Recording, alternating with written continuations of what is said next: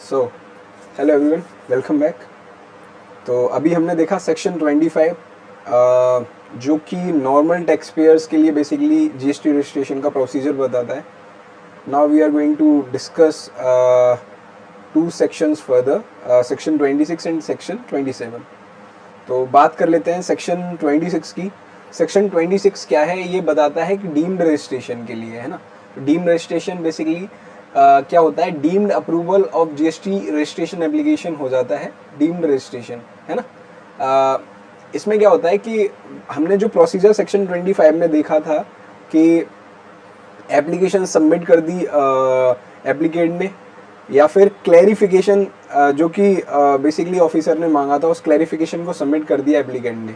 तो एप्लीकेशन या फिर क्लैरिफिकेशन को सबमिट करने के बाद वो ऑफिसर के एंड पर एप्लीकेशन पहुंच जाती है, उसको एक्शन लेना होता है। तो ऑफिसर को विद इन 7 वर्किंग डेज और 30 वर्किंग डेज वो एक्शन लेना होता है उस एप्लीकेशन के अगेंस्ट। या तो वो एक्सेप्ट कर ले या फिर उसे रिजेक्ट कर सकता है। बट अगर ऑफिसर इन केस वो एक्शन नहीं ले पाता है विद इन 7 वर्किंग डेज और 30 वर्किंग डेज, तो उस केस में जो रजिस्ट्रेशन एप्लीकेशन है वो डीम्ड अप्रूव मान ली जाती है, राइट। तो वो रजिस्ट्रेशन एप्लीकेशन डीम्ड अप्रूव मान ली जाती है अगर 7 दिन या फिर 30 वर्किंग डेज के अंदर ऑफिसर कोई उसके ऊपर एक्शन ना ले, ठीक है ना। डीम्ड अप्रूव मान ली जाती है वो एप्लीकेशन। इसका मतलब सिस्टम ऑटोमेटिकली ही जो आपका रजिस्ट्रेशन है वो ग्रांट कर देता है। तो यही बताया गया सेक्शन 26 में, जो कि बोलता है डीम्ड रजिस्ट्रेशन या फिर deemed approval of GST registration application, where no action is taken by the concerned officer on the application or the clarification submitted by the applicant for GST registration within 7 working days or within 30 working days in case of Aadhaar authentication not opted by the applicant, right? Then the deemed registration shall be granted by the system automatically. तो इस तरीके से बात हो जाती है हमारी deemed registration, जो कि सेक्शन 26 में गवर्न करता है, राइट। इसके बाद नेक्स्ट है हमारा ग्रांटिंग ऑफ टेम्पररी रजिस्ट्रेशन। अभी हमने देखा डीम्ड रजिस्ट्रेशन, ऐसी एक ग्रांटिंग ऑफ टेम्पररी रजिस्ट्रेशन होता है जो कि बेसिकली सेक्शन 25 का ही पार्ट है।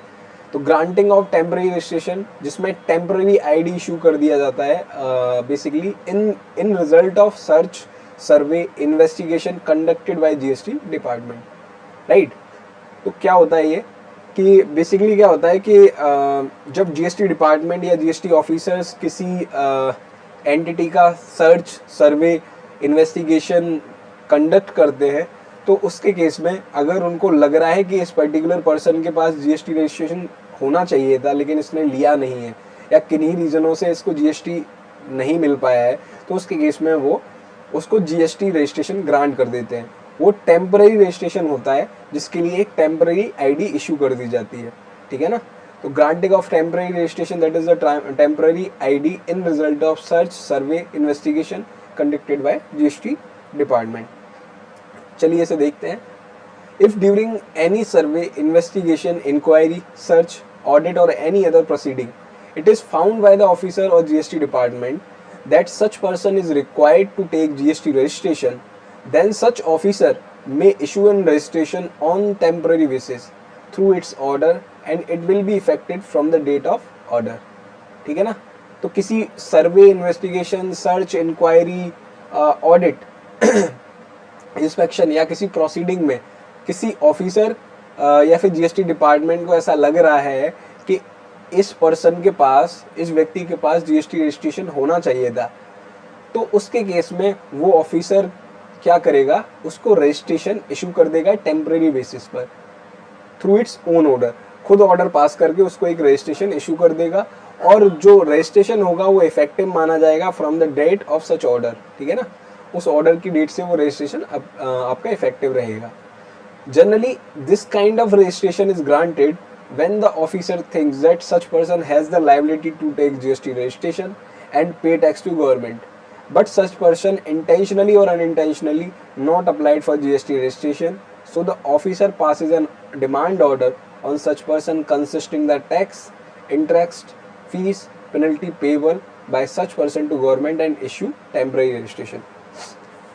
ये पैरा बता रहा है कि जीएसटी में टेम्पररी रजिस्ट्रेशन क्यों इशू किया जाता है ऑफिसर के द्वारा। तो बोल रहा है कि जो टेम्पररी रजिस्ट्रेशन ग्रांट किया जाता है वो तब ग्रांट किया जाता है जब ऑफिसर को लगता है ऐसा कि इस व्यक्ति को बेसिकली जिसके यहाँ वो सर्च सीजर या इंस्पेक्शन किया गया है उस व्यक्ति के ऊपर जीएसटी रजिस्ट्रेशन लेने की लायबिलिटी थी, लेकिन उसने इंटेंशनली और अनइंटेंशनली जीएसटी रजिस्ट्रेशन के लिए अप्लाई नहीं किया। तो उस केस में ऑफिसर एक डिमांड ऑर्डर पास करता है, जिसमें डिमांड ऑर्डर में बेसिकली टैक्स का पेमेंट होगा, इंटरेस्ट, पेनल्टी, फीस, इन सब चीज़ों की डिमांड निकाल देगा उस ऑर्डर के थ्रू ऑफिसर उस पर्सन के ऊपर, और उसके पेमेंट कराने के लिए बेसिकली एक वो टेम्परेरी रजिस्ट्रेशन या टेम्परेरी आईडी इशू कर देते हैं। तो इस तरीके से एक टेम्परेरी रजिस्ट्रेशन या टेम्परेरी आईडी इशू किया जाता है ऑफिसर के द्वारा किसी पर्सन के against, right. If such person is not satisfied with the order that is issued by such concerned officer, then in such case he can apply to the appellate authority against the order of such person within 90 days from such date of such order, right। तो जो कि एक temporary registration issue कर दिया गया किसी officer के द्वारा, अगर वो पर्सन जिसके अगेंस्ट वो ऑर्डर इशू हुआ है वो सेटिस्फाइड नहीं है उस ऑर्डर से, देन वो उसके लिए फर्दर अपील में जा सकता है। वो अपीलेट अथॉरिटी को इसके अगेंस्ट अपील कर सकता है, और वो अपील करने की टाइम लिमिट होगी, वो होगी 90 days, within 90 days from the date of such order, right. जो जिस ऑर्डर के थ्रू टेम्पररी रजिस्ट्रेशन ग्रांट हुआ है उस ऑर्डर के 90 डेज के अंदर वो अपीलेट अथॉरिटी के पास जाकर अपील कर सकता है अगेंस्ट सच ऑर्डर, राइट। लेकिन अगर वो उस ऑर्डर या टेम्पररी रजिस्ट्रेशन से सेटिस्फाइड है पर्सन जिसके अगेंस्ट ऑर्डर पास हुआ, वो सेटिस्फाइड है उस ऑर्डर के अगेंस्ट, या फिर उसने अपील की थी तो अपील जो थी उसके अगेंस्ट अनफेवरेबल ऑर्डर पास हुआ है उस अपील में, मतलब अपील में भी जो ग्राउंड्स थे उस पर्सन के वो ग्राउंड्स रिजेक्ट कर दिए गए अपीलेट अथॉरिटी के द्वारा, या फिर वो जो पर्सन है वो सेटिस्फाइड है टेम्पररी रजिस्ट्रेशन जो उसे इशू गया उससे, देन इन सच केस अगर सेटिस्फाइड था ओरिजिनली उस टेम्पररी रजिस्ट्रेशन से, तो उसे 90 days from the date of such order of temporary registration, 90 days from the date of such order of temporary registration के अंदर उसको नॉर्मल प्रोसेस में जाकर आपका जीएसटी रजिस्ट्रेशन कराना होगा। और अगर अपीलेट अथॉरिटी ने उसके ग्राउंड्स रिजेक्ट कर दिए हैं, अनफेवरेबल ऑर्डर पास कर दिया है, तो उस अनफेवरेबल ऑर्डर के 30 दिन के अंदर उसको नॉर्मल प्रोसेस में जाके अपने आप को जीएसटी में रजिस्टर कराना होगा। तो ये बेसिकली क्या बोला गया है कि अगर टेम्पररी रजिस्ट्रेशन आपको ग्रांट कर दिया गया और आप उससे सेटिस्फाइड नहीं हो, तो आप अपील में चले जाओ, उस ऑर्डर की डेट से 90 डेज के अंदर आप अपीलेट अथॉरिटी को अपील कर सकते हो। अपील कर दिया आपने, ठीक है। अब बात कर लेते हैं ये कब किया आपने, जब आप सेटिस्फाइड नहीं थे। लेकिन जब आप सेटिस्फाइड हो एप्लीकेशन से, तो अगर आप एप्लीकेशन से सेटिस्फाइड हो तो आपको 90 days from the date of order of such temporary registration, उसके 90 डेज के अंदर आपको क्या करना है, आपको रजिस्ट्रेशन नॉर्मल प्रोसेस के थ्रू अप्लाई करना है। और अगर आपने जो अपील की थी वो आपकी अपील रिजेक्ट हो गई, तो उस केस में अपीलेट अथॉरिटी का जो ऑर्डर है उसके 30 दिन के अंदर नॉर्मल प्रोसेस में जाके अपने आप को जीएसटी में रजिस्टर कराना होगा, राइट। ये बात करी गई है टेम्पररी रजिस्ट्रेशन से रिलेटेड। तो इस तरीके से हमारा टेम्पररी रजिस्ट्रेशन कंप्लीट होता है। टेम्पररी रजिस्ट्रेशन कौन इशू करता है? जीएसटी डिपार्टमेंट या जीएसटी का ऑफिसर इशू करेगा, जब उन्हें लग रहा है कि एक पर्सन को जीएसटी रजिस्ट्रेशन लेना चाहिए था लेकिन उसने जीएसटी रजिस्ट्रेशन नहीं ले रखा है, ठीक है।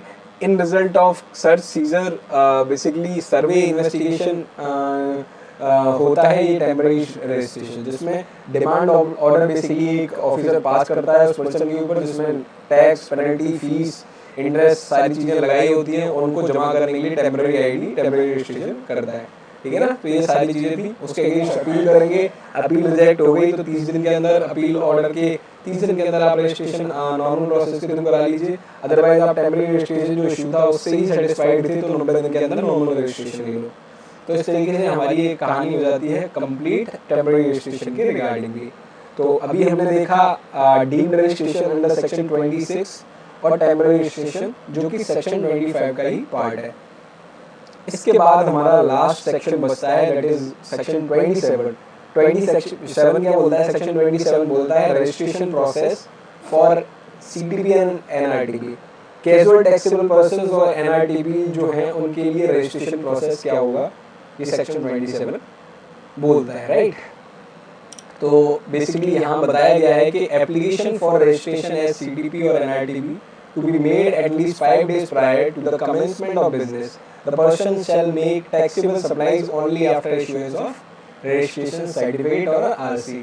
ठीक है, तो सेक्शन 27 बोलता है कि आपको अप्लाई करना है फॉर रजिस्ट्रेशन एज CTP और NRTP 5 दिन पहले से, कमेंसमेंट ऑफ बिजनेस करने के 5 दिन पहले से आपको रजिस्ट्रेशन के लिए अप्लाई करना होता है फॉर CTP और NRTP, राइट।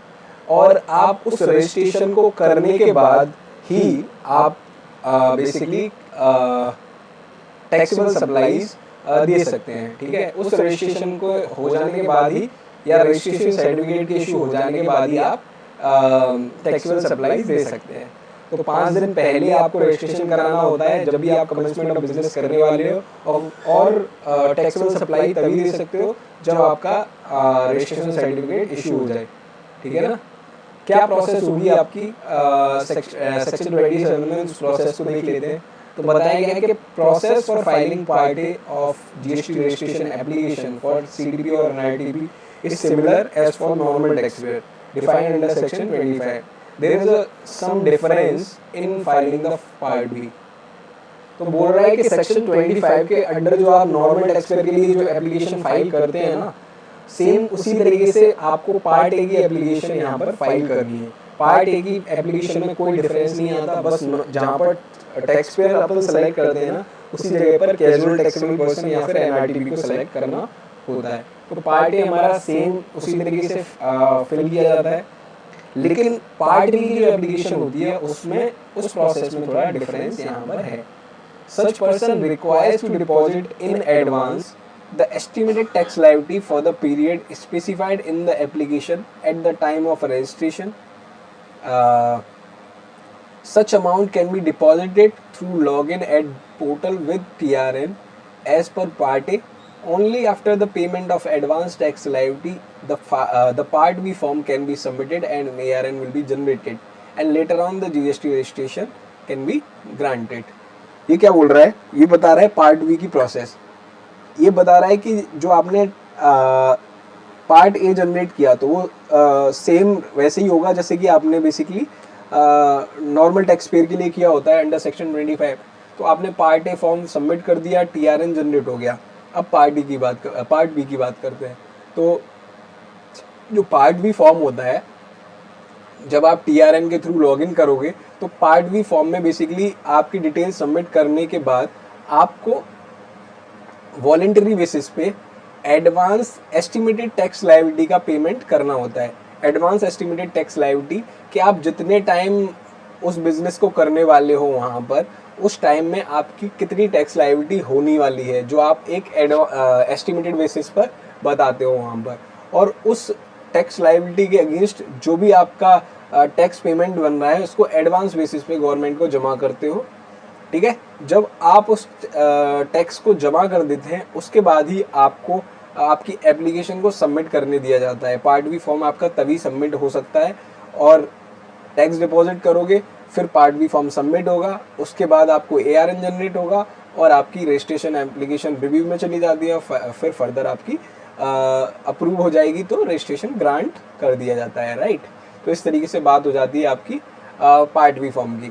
तो अच्छा, अब आप यहाँ पर बोला गया था कि आपको एडवांस टैक्स लायबिलिटी का पेमेंट करना होता है एस्टिमेटेड बेसिस पे। तो वो एडवांस टैक्स लायबिलिटी होता क्या है? तो एडवांस टैक्स लायबिलिटी बेसिकली जो होती है वो एस्टिमेटेड बेसिस पे होती है।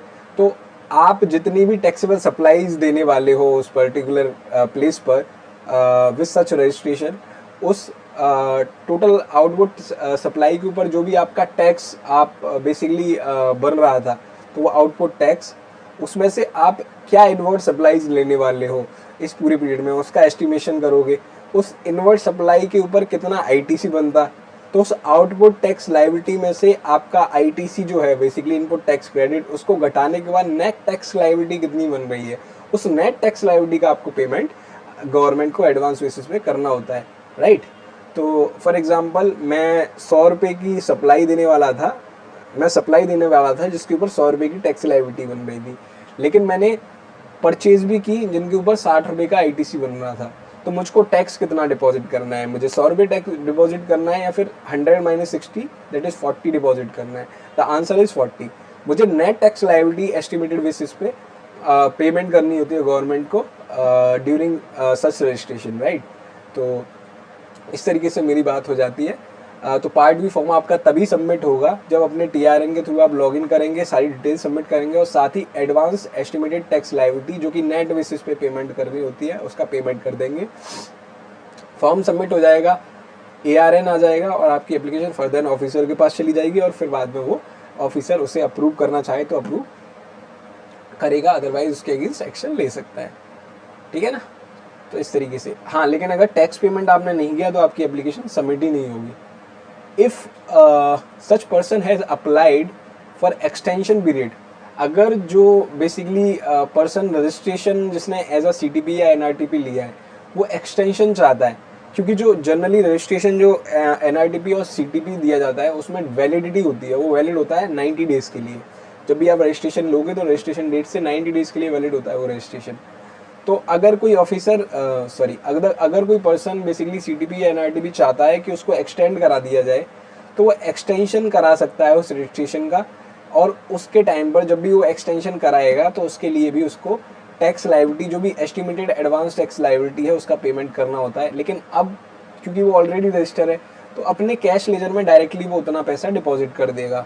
सपोज उसकी लायबिलिटी बन रही थी नेट टैक्स लायबिलिटी 60 रुपीज़, तो वो अपने कैश लेजर में 60 रुपीज़ डिपॉजिट करके एक्सटेंशन पीरियड के लिए रिक्वेस्ट कर सकता है। Initially, the registration is granted or issued to such person will be valid for a period of 90 days.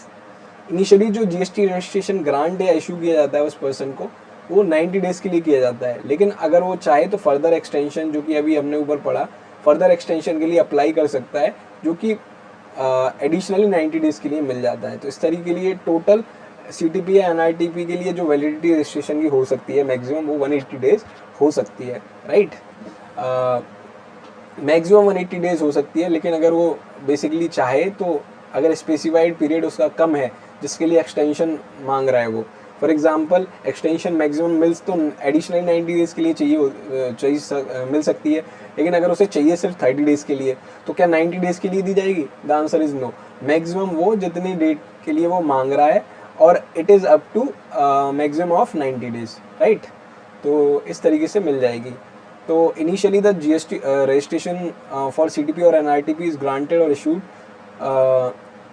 which is valid for a period of 90 days, which later on can be further extended to additional 90 days or a specified period in application for registration from the effective date of registration whichever is earlier। 90 days और या फिर specified date whichever is earlier तक further extension मिल जाता है। तो ये बात हो जाती है। ये यहाँ पर नोट दे रखा है, नोट में वही बताया गया है कि एडवांस टैक्स का जो पेमेंट करते हो वो आपको नेट टैक्स लायबिलिटी के लिए करना होता है, राइट। नेट टैक्स लायबिलिटी के लिए आपको एडवांस टैक्स का पेमेंट करना होता है। इफ़ सीटीपी और NRTP applicant wants to do business for a period more than 180 days then it is clarified to opt for normal registration instead of registering as CTP और NRTP. हाँ, ये time limit के लिए बोल रहा है कि हमें पता है जैसे कि सीटीपी का जो रजिस्ट्रेशन होता है वो या तो 90 डेज़ के लिए हो सकता है या फर्दर एक्सटेंड करके मैक्सिमम ऑफ 180 डेज़ तक हो सकता है। लेकिन कोई सीटीपी या एनआरटीपी ऐसा चाहता है कि मुझे 180 डेज़ से ज़्यादा यहाँ काम करना है, तो उसके लिए ये क्लैरिफाई किया है गवर्नमेंट ने कि आपको फिर सीटीपी या एनआरटीपी के तौर पर रजिस्ट्रेशन लेने की नीड नहीं है, आपको नॉर्मल रजिस्ट्रेशन के लिए अप्लाई करना होता है, ठीक है। नॉर्मल रजिस्ट्रेशन के लिए अप्लाई करो। इसमें एक और चीज़ आती है कि प्लेस ऑफ बिजनेस के लिए प्रूफ क्या रहता है। तो जब आप सीटीपी या एनआरटीपी के लिए रजिस्ट्रेशन ले रहे होते हैं तो जो आप सपोज किसी एग्जीबिशन में आ रहे हो तो एग्जीबिशन में आपको कोई शॉप नंबर कुछ अलॉट हुआ होगा प्लेस, तो उसका अलॉटमेंट जो लेटर होगा ना वही यहाँ पर प्रूफ बन जाता है प्लेस ऑफ बिजनेस का। तो आप अगर सीटीपी या एनआरटीपी का रजिस्ट्रेशन लेते तो भी वही प्रूफ लगाना होता। अब आपको अगर 180 डेज से ज़्यादा के लिए भी बेसिकली रजिस्ट्रेशन लेना है as a normal tax payer registration लेने की नॉर्मल एप्लीकेशन के थ्रू ज़रूरत पड़ेगी, तो वहाँ पर भी आप वही लेटर अलॉटमेंट लेटर लगाओगे, क्योंकि उसमें आपको नंबर ऑफ डेज कितने के लिए अलाउ किया गया है वो सारी चीज़ें भी मेंशन रहती हैं। तो गवर्नमेंट या जीएसटी डिपार्टमेंट उसको एक वैलिड प्रूफ मानता है फॉर प्लेस ऑफ बिजनेस, ठीक है ना। तो जब आप 180 से दिन से ज़्यादा अगर बिजनेस करना चाह रहे हो एज अ सीटीपी एनआरटीपी, तो यहाँ पर आपको रजिस्ट्रेशन सीटीपी एनआरटीपी की लेने की जगह नॉर्मल टैक्स पेयर के तौर पर रजिस्ट्रेशन लेना होगा, ये गवर्नमेंट ने बोला है। तो इस तरीके से सेक्शन 27 का प्रोसीजर कंप्लीट हो जाता है। सेक्शन 27 बात करता था रजिस्ट्रेशन कैसे किया जाएगा सीटीपी और एनआरटीपी के केस में। इसमें पार्ट ए एप्लीकेशन जो होती है वो बेसिकली क्या होती है, सिमिलर होती है, जो कि सेक्शन 25 के अंडर नॉर्मल रजिस्ट्रेशन के लिए बताई गई है, उससे मिलती हुई होती है। लेकिन पार्ट बी की एप्लीकेशन थोड़ी डिफरेंट होती है। सीटीपी एंड आरटीपी का रजिस्ट्रेशन जो होता है सेक्शन 25 में जो टाइम लिमिट, सेक्शन 27 में जो टाइम लिमिट बताई है उसके अकॉर्डिंग 5 दिन पहले लेना होता है आपको।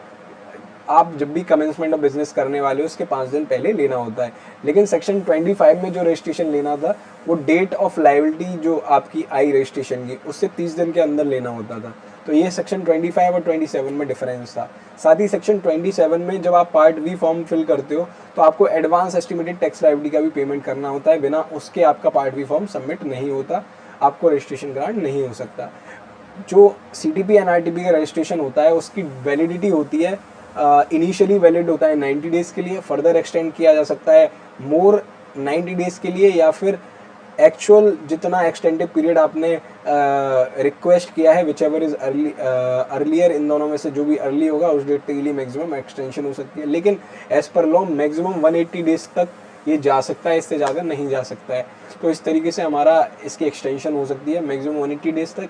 180 से दिन से ज़्यादा अगर चाहिए आपको तो उसके केस में आप सीटीपी एनआरटीपी के तौर पे मत अप्लाई करो, आप अप्लाई करो नॉर्मल टैक्स पेयर के तौर पे, आपको रजिस्ट्रेशन नॉर्मल टैक्स पेयर के रूप में लेना होगा। तो इस तरीके से हमारी बात हो जाती है आज के टॉपिक पर, जो कि था प्रोसीजर फॉर जीएसटी रजिस्ट्रेशन।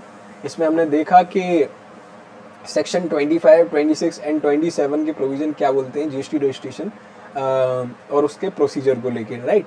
तो ये हमारा इस तरीके से कंप्लीट हो जाता है। So this is all for today. Thank you. See you in our next video.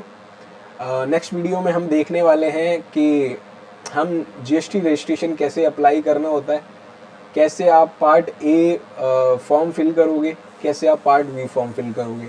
ये हम पोर्टल के थ्रू डायरेक्टली देखने वाले हैं कि कैसे जीएसटी रजिस्ट्रेशन अप्लाई करते हैं। मैंने आपको बताया था कि हम दोनों ही चीज़ों को देखेंगे कि लॉ में क्या लिखा हुआ है, पहले हम बेयर एक्ट पढ़ेंगे, उसके बाद हम प्रैक्टिकली उस चीज़ को करके भी देखने वाले हैं। तो जो हमारा टॉपिक 3B होगा बेसिकली वो हमारा होगा जीएसटी रजिस्ट्रेशन कैसे अप्लाई करते हैं। तो हम लाइव पोर्टल पर इसको देखने वाले हैं, ठीक है ना। तो see you in next lecture, bye bye.